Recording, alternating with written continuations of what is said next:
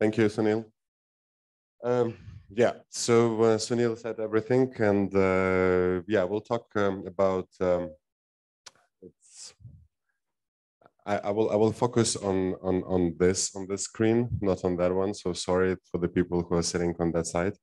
Yeah, so I will talk about X-ray gamma ray synergies, and focusing mainly on galactic sources. And disclaimer: I am a TeV guy, mainly gamma ray guy, and more a theoretician than the observer. So I will, yeah, the lecture will be biased towards that. And the sources I will focus on will be supernova remnants, pulsar nebula, and gamma ray binaries. So this three will be the main classes of sources I will talk about. So just a few words about what is what. So supernova remnants are results of powerful explosions of stars, and it's either a core collapse of a very massive star, or a thermonuclear disruption of a white dwarf. So then, as they explode, they eject a lot of material into the medium, and that material moves supersonically. It drives a shock wave, and at that shock, particles can be accelerated to very high energies through the process called diffusive shock acceleration. So basically, how it works: you have on this plot, you have a shock, and you have yeah. So this is in the frame of the shock. So here upstream, is it? No, here downstream, here upstream, and in the reference frame of the shock, you have the gas in the upstream basically flowing on the shock, and then downstream is going inside. And as you have a particle that crosses the shock, it can be reflected by some magnetic turbulence, and every time it crosses the shock, it gains some energy. So as this repeats and repeats and repeats, you basically accelerate particles to a power law spectrum, where this power law index basically depends only on the compression ratio. The compression ratio is the ratio of plasma velocity upstream to downstream. And for strong shocks, that will be that compression ratio will be equal to 4, which if you substitute it here, you basically get -2 power law spectrum. So that's what we get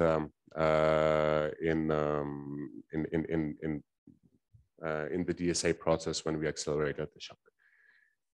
So I will move to pulsar nebula, and here I will start, describing this plot that I have on the right. So this is so-called the textbook core collapse supernova remnant, where you have a big remnant here around, and then you have a nice circular nebula inside.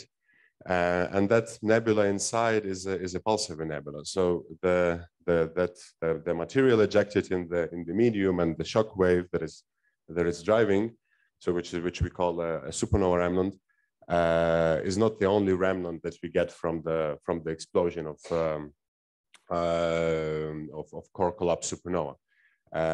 Another leftover is a neutron star or a pulsar in the center of the explosion. So basically, your core collapses into a neutron star, and you get this pulsar, which is very small, very heavy, highly magnetized, and fast rotating.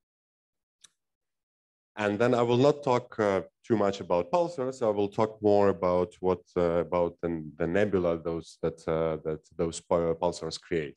So they generate pulsar winds, which consist of electrons and positrons, and those electrons and positrons, they shape the nebula around the pulsar. And you have a creation of the termination shock, which is basically created between the nebula itself, between all the electrons and positrons outside, and the inflowing pulsar wind, which is constantly inflowing from the pulsar. So here you have a zoom in to this to the pulsar nebula. So basically here, just around the pulsar, is this not really well seen dashed line. That's where our termination shock is. So you have a big nebula, and the termination shock is right there. And at that termination shock, you can have further acceleration of particles, basically you accelerate particles to a parallel spectrum. And the third class of sources that I will talk about today is gamma ray binaries, and those are binaries that are which emission dominates at very high energies. So it dominates in gamma rays above 1 MeV.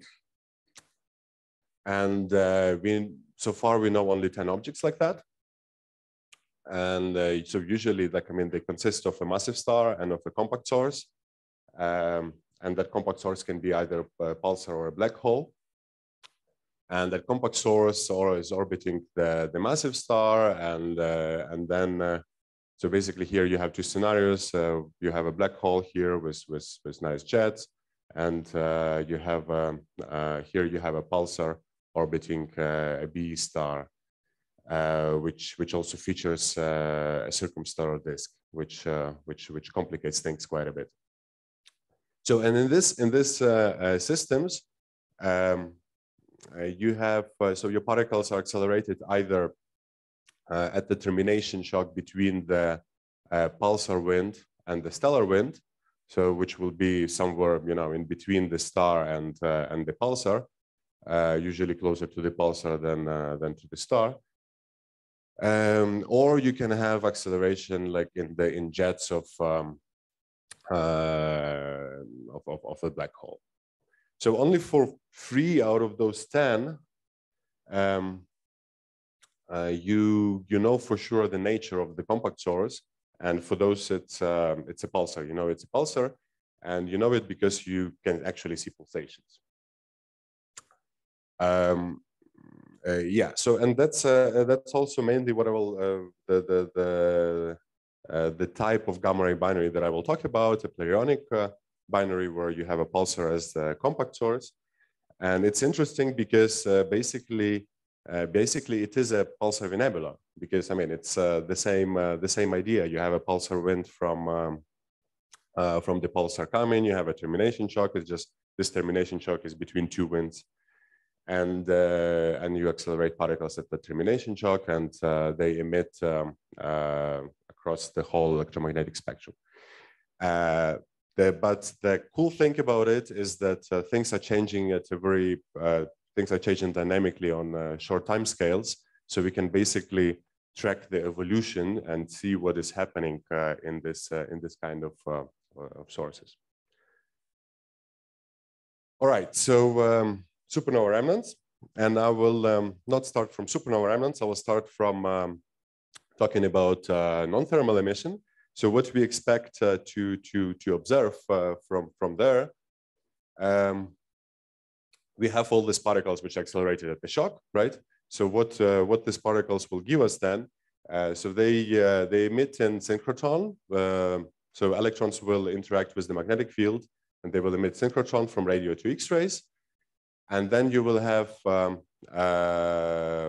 ray emission, which you can get in different ways. You can get through the leptonic scenario, where you have electrons upscattering the photons, the soft photons in the medium. So, like for example, CMB photons, and that's called inverse Compton scattering. And you can have Bremsstrahlung, where electron interacts with a Coulomb field, and we get gamma rays as well. Usually this is quite weak and negligible comparing to other processes. And you can also get gamma rays from hadronic interactions, where you have accelerated protons interacting with with nuclei in the medium, and then they produce pi zeros, and pi zero decays into gammas, into photons. So, and here I show you the schematic spectral energy distribution of how it will look like. So basically here in purple, you have synchrotron. So this goes from radio, X-rays, and TeV. And then inverse Compton will look like that. The shape will be very similar to synchrotron. And the gamma ray emission from pi zero decays will look roughly like that. So you will have, I mean, there is a difference in the spectral shape. And yeah, and in this talk I will talk about basically what we're interested in is these two regions, right? We are talking about what we see in high energy gamma rays and what we see in X-rays. So what the first thing that you can see from comparison of gamma rays from inverse Compton, gamma rays from pi zero decay, is that in this region where you which I highlighted, especially in the cutoff region here, this can basically be explained by so if you get some data, if you get some gamma ray data, it's very difficult to distinguish whether it's hadronic interactions or whether it's inverse Compton scattering, because they will look very similar. It becomes different when you go to lower energies, like here, when you have a threshold here, and that's basically one of the problems that we are battling with in gamma rays, is that to characterize the spectrum, to understand whether the emission that we see is coming from electrons or from protons. And here I show you two examples. This is the RX J1713 supernova remnant, and this is IC443 and NWU. So this supernova remnant looks quite leptonic. So you have a fit with the inverse Compton here, and you have attempt of a fit with the hadronic interactions. And yeah, hadronic interactions don't really fit the data very well.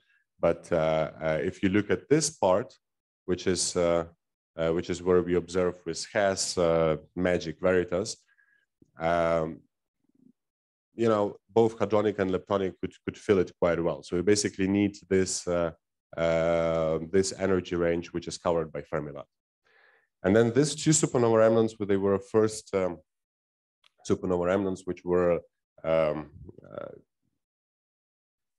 were claimed to be hadronic, like confidently. And this is because basically you could detect this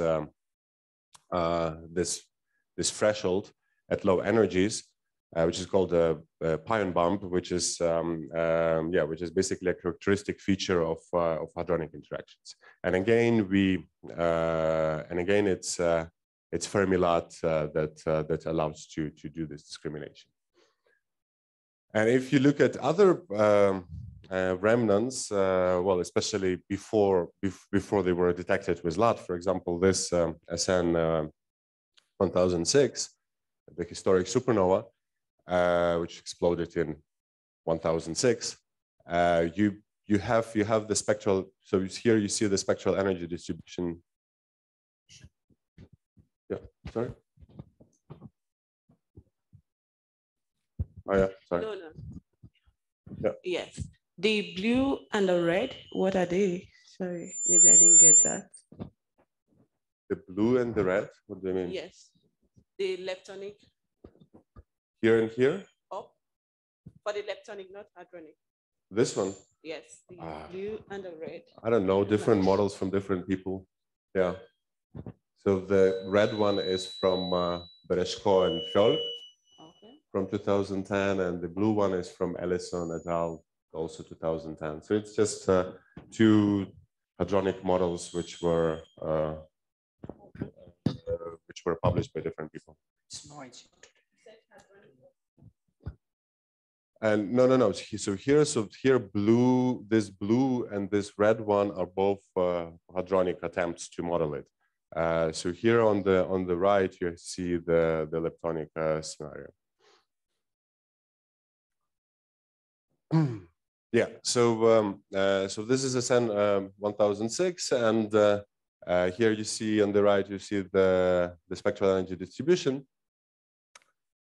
And when we had now this supernova remnant is actually detected in Fermi, and you can say much more, but before it was detected in Fermi, this paper is from 2014. No, it's actually the reference is wrong here. From 2010, I think. Anyway, so when we had only Hess data here, basically you have 3 different models. One is leptonic, another one is hadronic dominated, and the third one is a mixture of 2.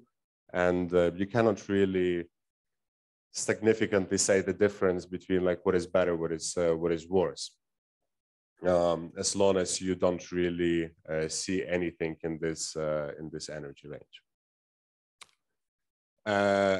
Another thing that you might notice here is that the shape of the spectra of the X-rays and of gamma rays, and the slope is different. And this, yeah, I mean, if you technically like naively thinking, if you have gamma rays coming from inverse Compton and X-rays from synchrotron, it's coming from the same electrons, right? So they slope should be similar, right? But it's just it's not really a sign of hadronic interactions, because basically you can just look at different parts, different energy range of the electron spectrum there, and that's why you get different slopes in gamma rays and synchrotron. So anyway. Something I said already here. So like if you have, if your gamma rays are coming from inverse Compton, then basically you have the same electrons that are producing X-rays and gamma rays, right? They produce X-rays through synchrotron, and then they produce gamma rays through inverse Compton. And the difference between this is that for synchrotron, you need magnetic field. For gamma rays, you don't need magnetic field. So basically comparing the emission, the X-ray and gamma ray emission, you can get hold of a magnetic field. You can have some constraint on the magnetic field. Yeah, but I will come back to that. I just wanted to show you this. So like if you have the same electrons doing X-rays and gamma rays, what you would expect is some kind of nice correlation, right, between what you observe in X-ray, like morphological correlation. And we have some supernova remnants which are resolved in gamma rays, like this fellow Junior, for example, which is one of the largest. And you can see here, you can see a TeV map, and then the red contours, which are not very well visible here, but they are there, and they follow quite nicely what you see in gamma rays. So the red contours are the X-ray contours, and they follow really nicely what you see in gamma rays. So basically, you have the X-ray emission coming from the same regions as gamma rays, and this can be used as the argument for having the same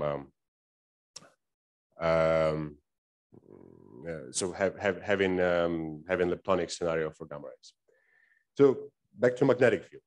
So yeah, so basically the highest magnetic field you have, the more synchrotron you get, the more X-rays you get, right?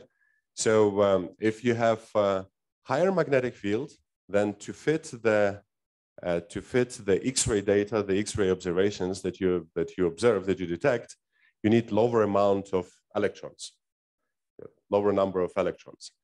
And then with this lower number of electrons, you will get lower gamma ray emission.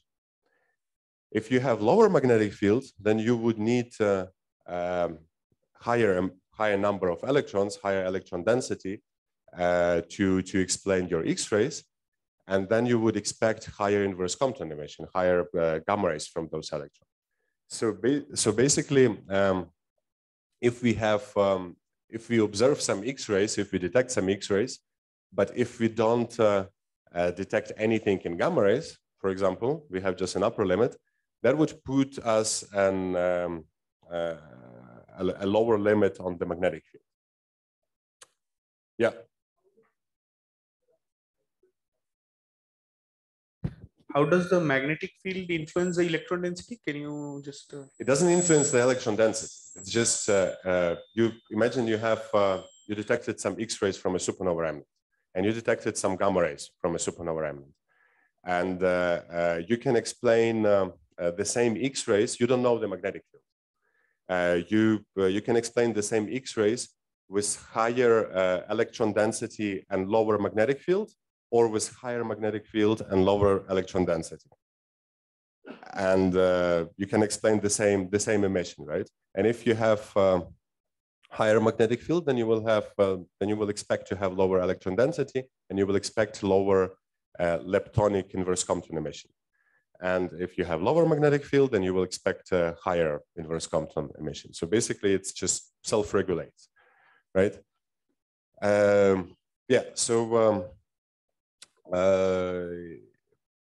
And if you have both, if you have gamma, so basically if you have gamma rays and X-rays, you detect gamma rays and X-rays from a supernova remnant. A very cool thing you can do. I mean, you can basically just calculate what magnetic field is, and you know you assume it's coming from electrons. Then basically, magnetic field is the only free parameter there. And you can you assume the same particle population, you assume the same electron population that is responsible for both, and you can get a magnetic field. And this is what is illustrated on the slide here. So this map is the Hess map, the TeV map of the J1713 supernova remnant, and this map is the XMM Newton map of the same supernova remnant. You can see here that you also, similar to Vela Jr., you have a nice correspondence, nice correlation between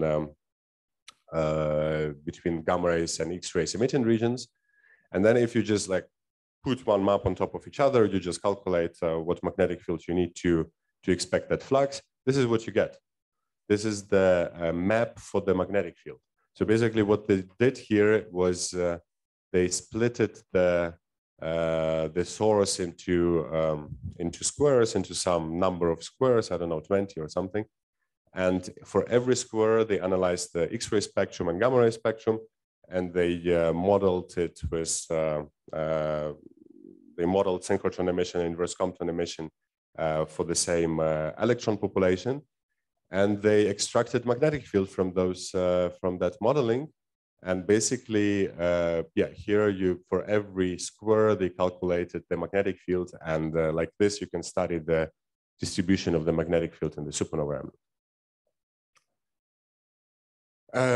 Yeah, another thing is that not only the level of the flux changes with the magnetic field of the X-ray, but also the cutoff energy of the X-ray emission of the X-ray spectrum also depends on the magnetic field. So if you have the electron spectrum following following power law, -2 power law, so this is in E squared dN/d. So the -2 spectrum with some exponential cutoff at some maximum energy Emax. Then what you will get in inverse Compton, your cutoff energy, which is basically going to be this peak energy here, is going to depend on your on the average density of your target photon, which we usually assume is a CMB because that's the main contributor, and maximum energy of electron squared. It's very similar for the X-rays. But for the X-rays, instead of the soft photon energy, you get the magnetic field, right? So it depends on the cutoff energy here would depend on the magnetic field and again on the maximum energy squared. Yeah. And then basically that immediately, if you can measure, if you're able to measure this, this cutoff energy, that immediately gives you the estimate for the magnetic field again.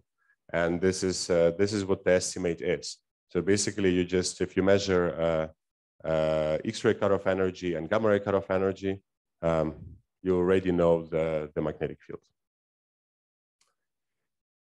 Another thing is that it's not really that, not everything is that simple. If you have if you have a strong synchrotron cooling, then your electron spectrum suffers from that cooling. Your electrons suffer, and the maximum energy of your electron spectrum will be regulated by your cooling. So it so basically, if your effective cooling time is smaller than your age, and it's so basically your maximum energy will be where your cooling time is equal to the acceleration time of your particle, right? So if your magnetic field is really high and synchrotron cooling is important, then your maximum energy, the energy up to which the electron can be accelerated before it loses energy, will be regulated by the cooling. In this case, cool things happens. Your maximum energy will go as 1 over square root of magnetic field. And then it will also depend on the acceleration efficiency and on the shock velocity.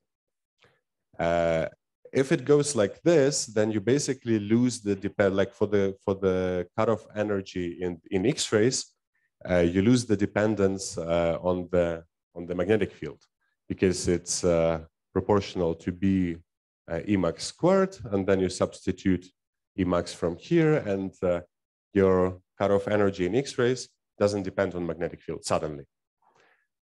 Which is an interesting thing, and which is a very useful thing if you want to study, if you don't want to study magnetic field, but you want to study some other stuff, like for example, like how your acceleration efficiency changes with time.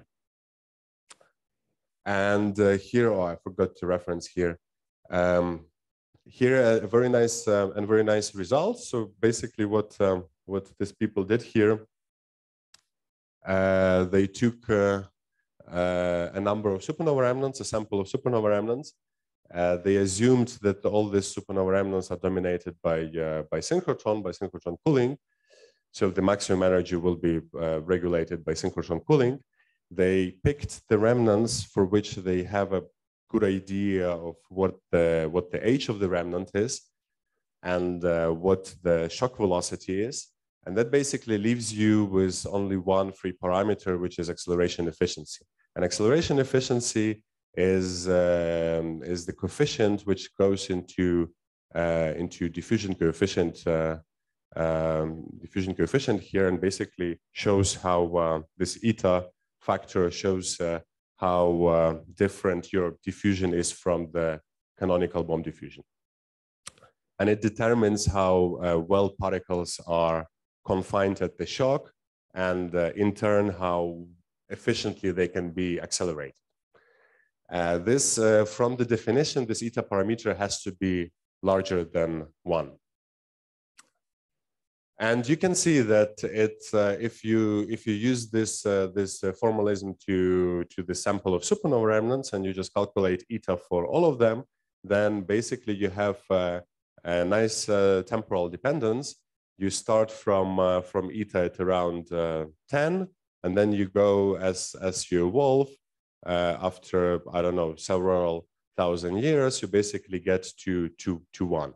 You can see here that some of the remnants are falling below 1 actually, which is not allowed from the definition, but that could mean simply that for this particular remnants synchrotron cooling is not dominating the maximum energy. All right, another interesting thing that you can observe in X-rays and which can give you quite a lot of information, which you observe in supernova remnants, is X-ray filaments. So you very often you see very thin structures, like close to the shock, often which are very bright in X-rays, but they're very thin. So you don't really see that well here. Well, actually you do. I mean, you see like a very thin structure here or there. This is a Tycho supernova remnant. And yeah, so I'm talking about this kind of structures which are very thin and bright in X-rays. And these structures, this can be some signs of very high magnetic field, of amplified magnetic field in the supernova remnant. So basically, the idea is that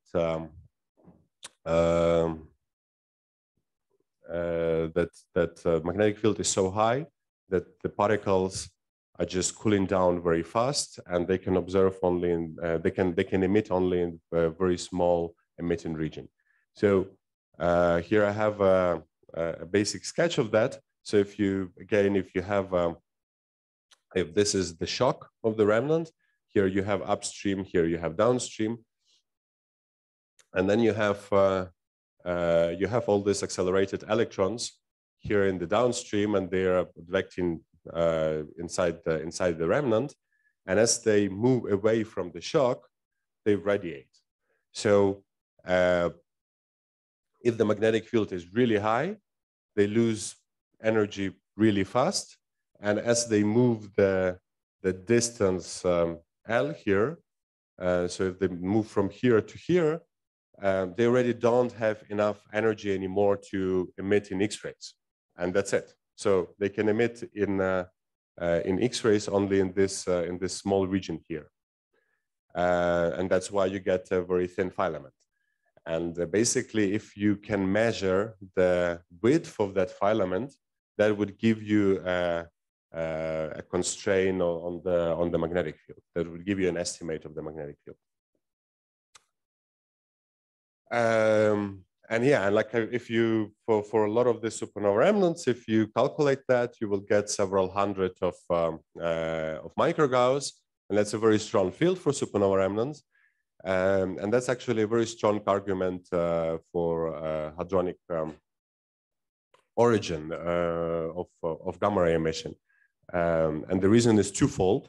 First is what I was telling you already. If you have a very high magnetic field, you need less electrons to explain X-rays, meaning that the number of your electrons is small, and you will not get high gamma ray emission. So if you observe any gamma ray emission, that should be from hadronic interactions. And the second is that with the high magnetic field, you actually amplify your acceleration process as well, and you can accelerate to higher energy. So it's you can accelerate your protons more effectively. Yeah, so there was some some really nice studies where people were just taking. So this is the X-ray filament in the Vela Junior supernova remnant, which is a small region around here in the remnant. And what people were doing, they were taking basically just slices, and they were looking how the properties of the emission change as you go from the shock inside the remnant. And yeah, so basically every dot here is a rectangle here from where they took data, and you have in the first plot you have the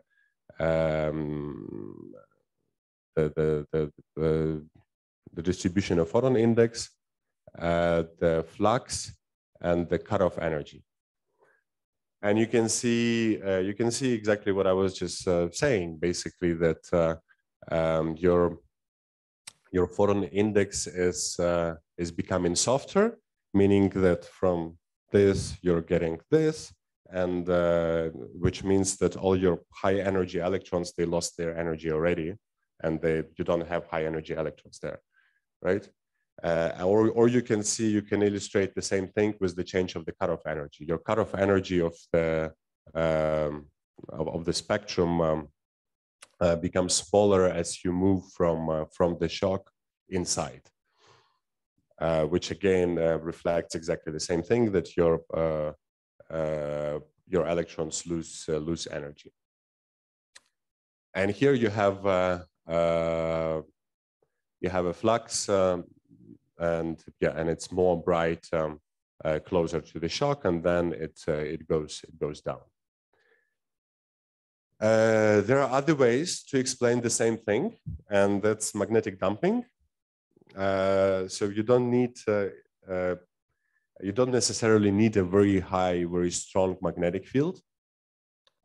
You can also have just a strong magnetic field in a very small region, and then it's effectively dumped downstream. So the idea there is that your magnetic field is turbulent, and as it passes through the shock downstream, in the downstream you don't have any drivers of turbulence, and that magnetic turbulence is basically just dumped, and the magnetic field strength goes down quite rapidly with distance inside the remnant. So here, basically, I just illustrate two models of the magnetic field. So the red one is the damped magnetic field, where you have, so here at one, you have a shock, and then it goes inside the remnant. So you have high magnetic field at the shock, and then it goes down, or you have a roughly constant magnetic field. And it's a very busy plot, but basically what you need to I will just guide your eye here. So the red points here, the red dots, are the fluxes from these regions here, and the black dots here is the model assuming this magnetic field damping. So basically, you can very well reconstruct the flux profiles, the radial flux profile. So yeah.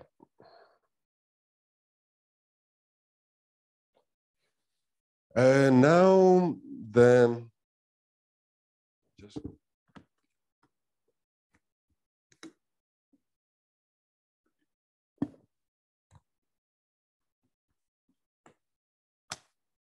everything I was saying like till now was about non-thermal emission, because this is what we get in gamma rays, and we are interested what those electrons will give in X-rays. But thermal emission can give us a lot of information as well.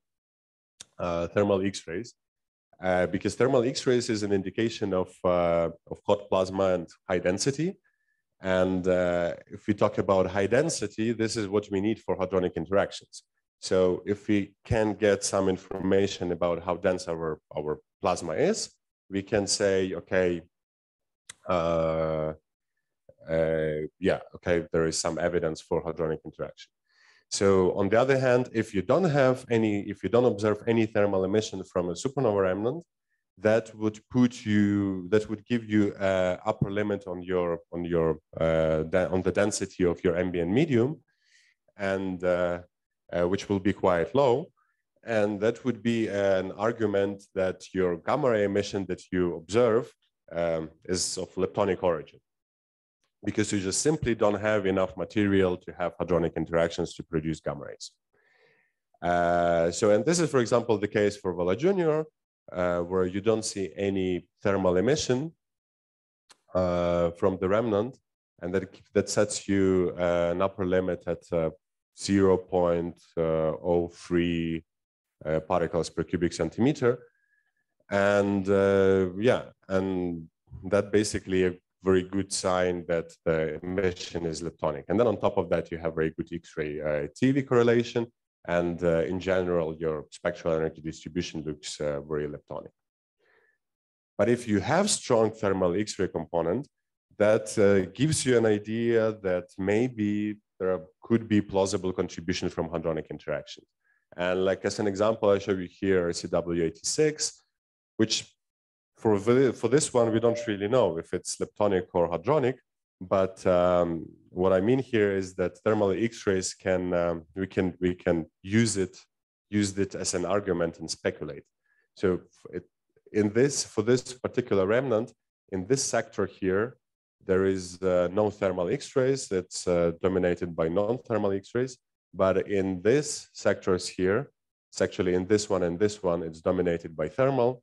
And in this one, it's roughly equal. So you have strong contributions. So you need to have like quite reasonable density there. And that's a sign that the gamma ray emission could be from hadronic interactions. So I was talking a lot about how you can, compare the spectra of gamma rays and X-rays and get some information from there. And everything looks very simple and nice, but is it really that simple in the real world? And no, not really. It's it could be like very nice and beautiful if you have supernova remnant evolving in the constant density medium, then you can see some nice correlations, blah, blah, blah, and compare things. But things become very complicated when you actually consider supernova remnant that is evolving in the circumstellar medium of the, created by stellar winds of their progenitor massive stars. And it's 80% of supernova remnants are like that. They are producing core collapse events, and they evolve in the very complex medium. And here on the left, I just show you some MHD profiles of basically of an inner, that describe inner structure of that stellar wind bubble. And for two different cases, for red supergiant and for Wolf Rayet. And basically in this part, in this part, the remnant would evolve for 1,000, 2,000 years, right? So first, so here in the top, you have a density profile. So your density first goes down as 1/r squared, and then depending on your progenitor, you will have either a rise at the termination shock here, or you have a drop in density. And your magnetic field, which is these are not that important. And here in the bottom one is the magnetic field. Magnetic field will also change as you move, as your shock propagates farther into the medium. And first it will go down as 1/r, and then again it'll either increase or decrease. And here I just want to show you, I will not stop a lot on this, I will just show you some examples. So basically this is the evolution of the spectrum. So the top plot for the red supergiant case, so in the top plot you have electron spectrum, middle is inverse Compton, and bottom is synchrotron. And colors show you different times, different ages of the remnant, so how the remnant is evolving. And you can see that if you then look at the synchrotron spectrum, how the synchrotron spectrum is evolving, and how inverse Compton spectrum is evolving, they evolve in a different way. And you will see this difference in observations. And it's really very difficult to the comparison between X-rays and gamma rays will really depend on how old the remnant is. So basically, because of all these abrupt changes in the medium, you change your conditions for your acceleration and for your particle confinement at the shock, and that creates several populations of particles which are distinct in energy and distinct in their location. And you can also see it in morphologies. I just want to, so basically in this plots, every single plot, it's for a different age.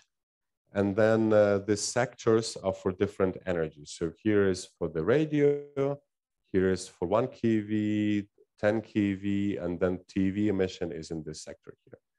So just to point you to this one, again, I remind you, this is the same electron spectrum giving you synchrotron and gamma rays. This is synchrotron, and this is inverse Compton here.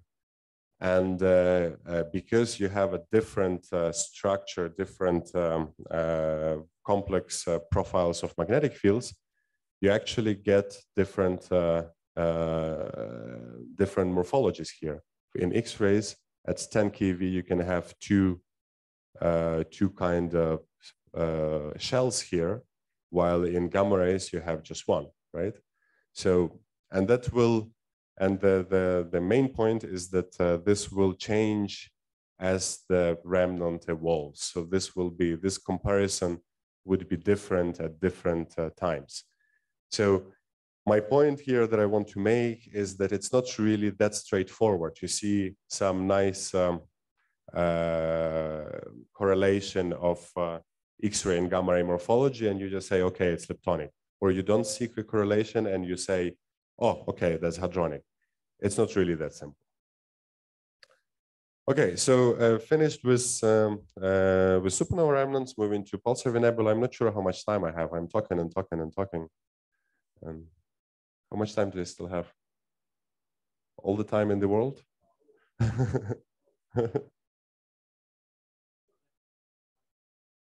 35 seconds. Okay.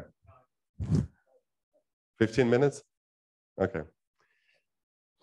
Okay, so then maybe I will not be able to talk about gamma ray binaries, but well. So yeah, so pulsar nebula. So just as a reminder, pulsar nebula. What is a pulsar nebula? You have a pulsar in the center here. It produces a pulsar wind, which consists of electrons and positrons, and that winds, those electrons and positrons, they fly away until they get terminated at the shock, which is basically formed between the wind and the whole nebula here. And yeah, so at that termination, shock particles get accelerated. And in an ideal world, again, this would be very nice and symmetrical, right? And that's like, for example, what we kind of see in Crab Nebula. And then another thing that you will have there is that surely electrons, as they move away from the termination shock and fill up the pulsar in the nebula, again through synchrotron cooling, they will lose energy, and so you should expect different kind of emission in different parts of the nebula. So if close to the termination shock, you would have very energetic electrons that will emit in X-rays, while farther away you will have less energetic electrons that will emit in radio and in GeV. So close to the pulsar and to the termination shock, you will have X-rays and TeV emission, and then farther outside you will have lower energy emission. And here just an example of this is a composite image of a Crab nebula. So the different colors are different instruments, and I just want to show you two. This is radio, and this is X-ray. So this is the same object in radio and X-ray, and you just see completely different emission. Well, just as you go to X-rays, you go closer to the pulsar. But again, the world is not ideal, and you have other things. You have a pulsar that can move quite fast. Like in the explosion event, they actually get a kick, and they can move through the medium with a very high speeds, up to several thousands of kilometers per second. And that would, of course, change the nebula. It will not be as nice and symmetric anymore. And another thing is that nebula evolves inside the supernova remnant. So you have a reverse shock coming back at the pulsar nebula and crushing it. So here, just to illustrate this, two nice numeric simulations of pulsar nebula was like formed by a pulsar that is moving, and it's inside the remnant. So the blue thing here is the pulsar nebula, and as the pulsar is moving, at some point it hits the shell of the remnant, and the pulsar nebula is basically crushed, right? And it deforms, it gets a different shape. And on the right-hand side, you have a different simulation where you have where your remnant, your supernova remnant, is evolving in the medium with a density gradient. So you have one density on this side and another density on this side.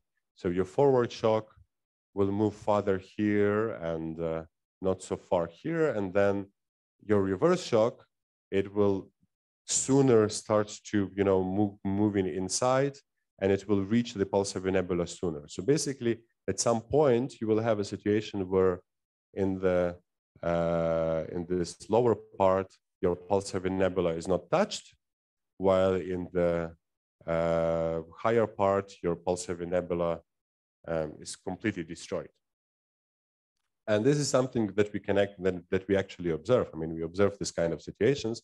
This is the numeric modeling of Vela X, of a real object.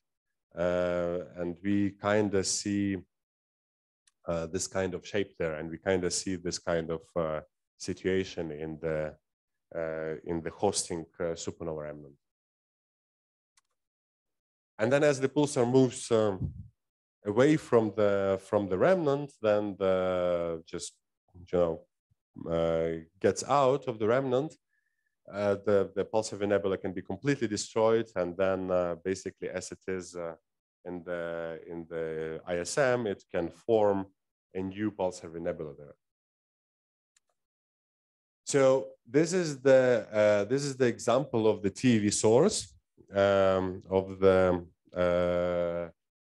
KSJ 1825. Which is a pulsar nebula, which was first, it was not identified as a pulsar nebula because it was primarily detected in gamma rays and no one knew what it was. But then eventually it was associated with a pulsar. And it has a very regular shape. There is nothing about symmetry here. The pulsar that powers this nebula is here at the edge.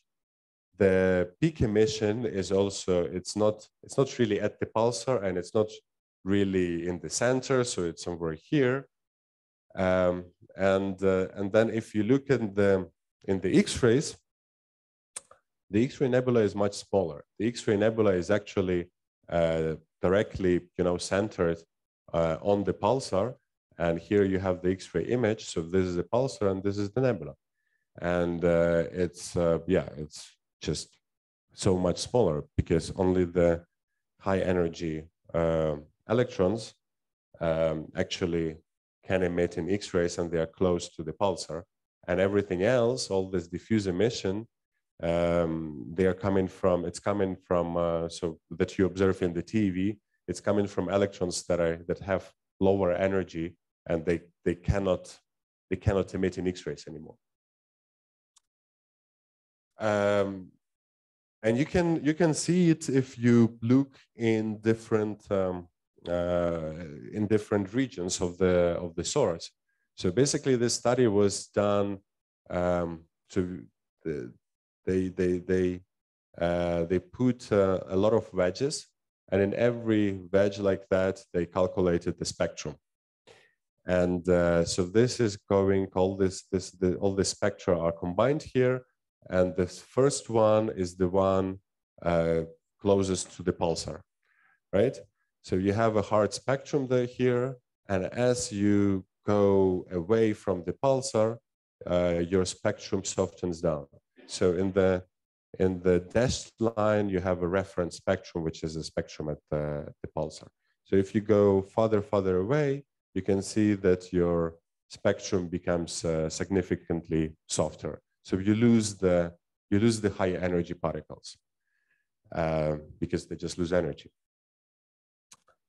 It can be even nicer illustrated for this source, which is a very similar case.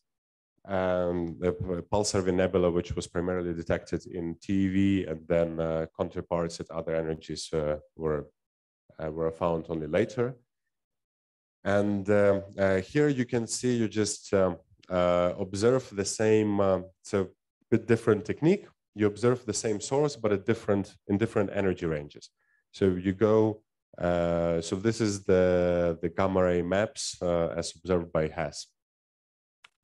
So you go from, first you just observe below 2 TeV. You just reduce data to below 2 TeV, then you see then you look what you see between 2 and 10 TeV, and then what you see above 10 TeV. And you can see how the emission is like large in the beginning, like for low energies, then it becomes smaller and smaller. And like if you combine everything into a mosaic, you can see it in this plot. You basically have this part in red, this part in green, and this part in blue. And yeah, you can see how the emission is moving towards the pulsar. The pulsar is here. The pulsar is here. And as you go to higher energies, your emission is just moving towards the pulsar. It shrinks towards the pulsar, and you observe only from there. And then when we looked into X-rays, we actually found a nebula around that pulsar, and this one, but it's much, much smaller than what we see in TeV. So the white contours here is the TeV source, and then this is the XMM map. And this is the nebula that we see in X-rays. And yeah, you can see also in this nebula that you have a kind of tail here, which can actually show which can actually be an indication of the pulsar's proper motion, and which is kind of aligned in general with the source, with the direction of how your particles shrink towards the pulsar. So basically, the idea here is that the pulsar is moving through the medium, and as it's moving, it's leaving the particles, it accelerates particles, and then those particles are left behind, and they also diffuse away, but they are left behind. And those particles that are left behind, they lose energy and they emit at lower energies, while the particles which are freshly accelerated at close to the pulsar, they emit in higher energies. So I'm about to move to gamma ray binaries, and you should either stop me here or yeah, I don't know. How much time do I have? I can move to the last slide, to the summary slide. And my summary is very simple and short. We just need to do more X-ray TeV synergies. Thank you.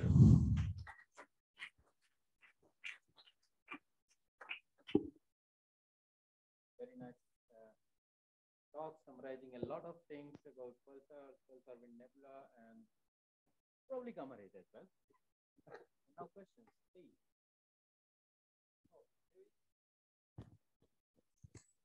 Thanks. That really nice SED of 1006 supernova remnants that you showed. Why are there no points in the optical infrared region on that plot? You've only got the radio, the X-ray, and the gamma ray, I think, if I'm not mistaken.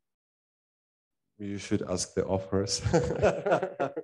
But I mean, I presume those fluxes are just the integrated fluxes of the nebula. Is that right? I mean, yeah. So in the whole remnant, yeah. So in principle, you should have a point on the optical infrared on that. Yeah, I cannot answer right now. I'm not sure if it's actually detected in infrared. I don't know, should be. But But yeah, I mean, sure.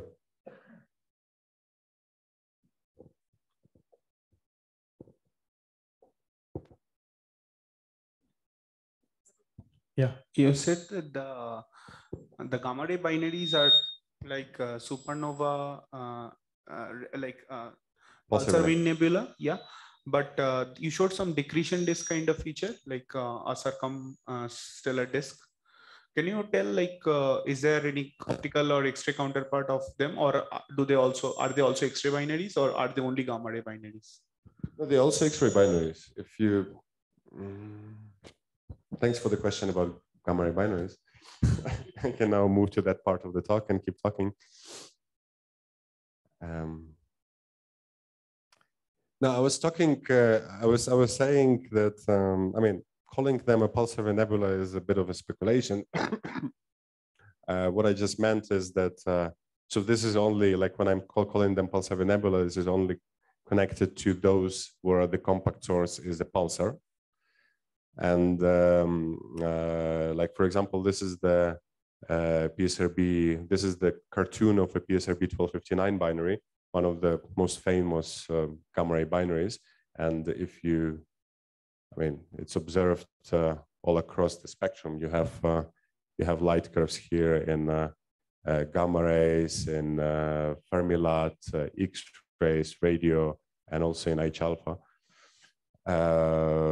Yeah, so basically there are observations, of course, optical, and there is like, for example, the B star. That is the massive star in that binary system. It has the circumstellar disk, and there are observations of that circumstellar disk and attempts to somehow parameterize the disk to be able to understand, because this disk is important in terms of all kind of emission, because as the pulsar is moving in the orbit and it crosses the disk where the density is higher, the termination shock between winds getting closer to the pulsar, and that increases the effective magnetic field that you get for synchrotron radiation, and that increases your X-ray emission. So it's important to understand where the disk is and when it all happens. The interesting part is that so that's kind of what you see in PSRB 1259. So as it passes the disk, you have an increase in X-ray emission. The interesting part is that you also have an increase in TeV emission, but you shouldn't get that because it doesn't really because when you cross. It doesn't really depend on the magnetic field, right? So that would depend on the stellar photons, on the energy density of stellar photons, and that you will get actually the highest flux you would expect when your pulsar is the closest to the star. But you do get quite some correlation between X-rays and TeV, and it's not really understand that well why. In some of them you do get, in some of them you don't.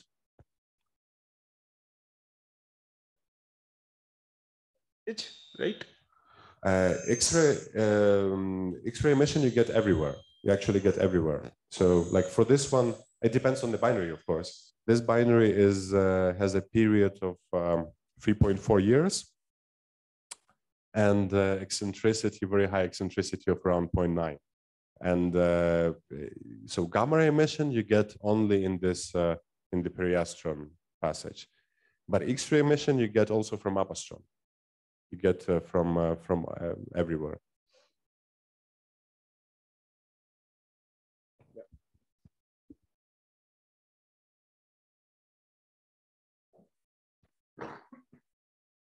Okay, just a quick one.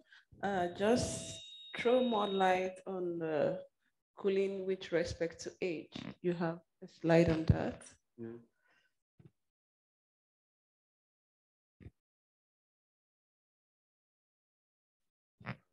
This one or? No, keep going. No. Was it about pulsar nebula, right? Or? Supernova. Oh, no. Supernova. Yeah. Yeah. Okay. Yeah. Yeah. Yeah. Like throw more light on cooling with respect to age. Like the equation you have there, T cool equals to T acceleration. Yeah. So, well, I mean, basically, you get your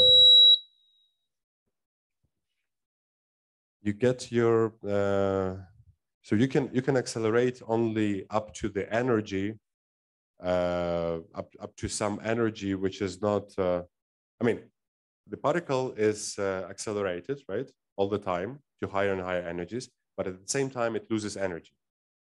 So, and then at some point, it loses energy faster than it needs. Then it can accelerate more.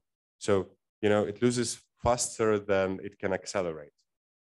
So at that moment, you basically get your maximum possible energy, because you just cannot accelerate it more because it will immediately lose energy.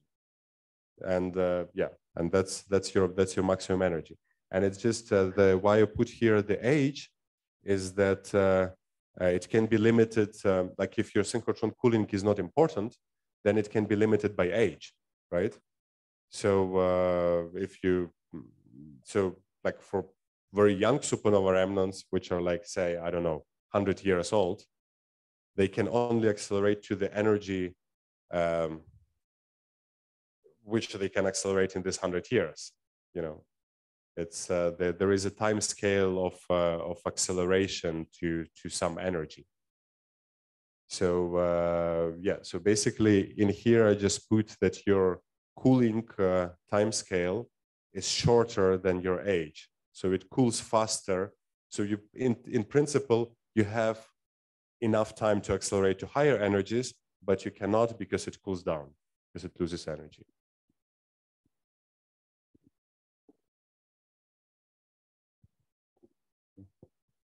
So can you explain more about how we can use X-ray emission to determine the amount of non-baryonic matter in the media? No. That's my short answer. Why? Because I don't know.